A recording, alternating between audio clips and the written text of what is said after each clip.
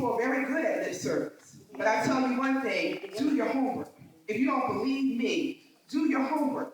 Documentation these conversations every day of the week.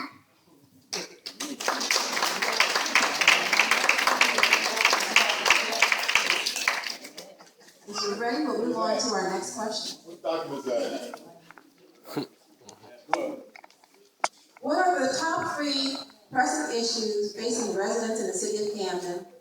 And as a municipal elected official, what will you do to drastically affect those issue areas? Mr. Delgado. Well, when I get elected, old hell's gonna break loose in that city hall. If they don't like me, because I'm always rubberizing them.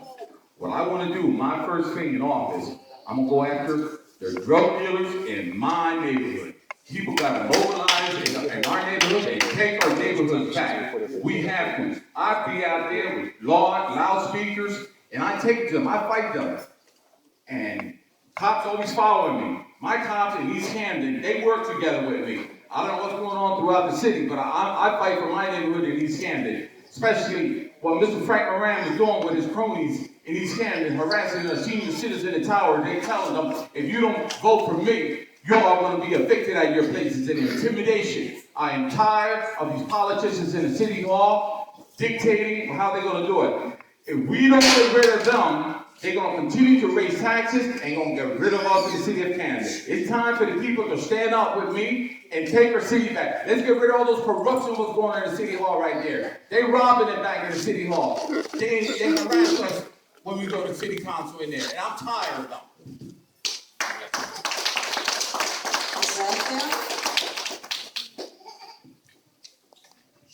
The top 3 issues in Camden is employment, public safety, and education. As an elected official, I will be advocating for all 3. One is education and also with employment. With all this redevelopment coming around, as City Council, we have an opportunity to implement affirmative action and do a community engagement partnership where we can include our residents in these benefits instead of excluding us. With education, we have so much going on with education that's confused right now. We need to start doing reform and do our tackle the issues at hand and stop shifting accountability in government. All right, love. Councilman Coleman.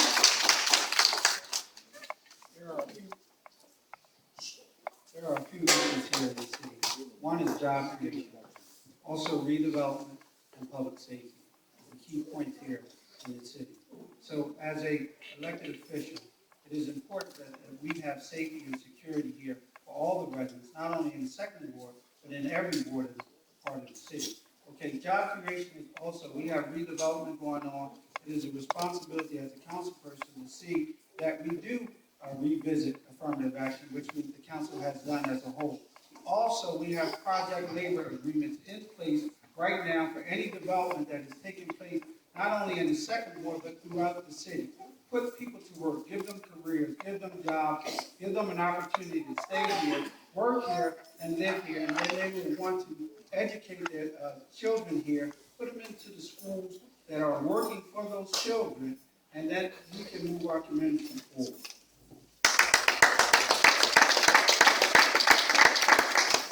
Mr. Garnett.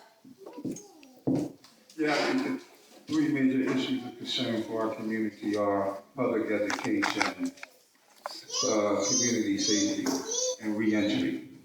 Reentry is a big problem in here. People want to come home to reintegrate within the community effectively.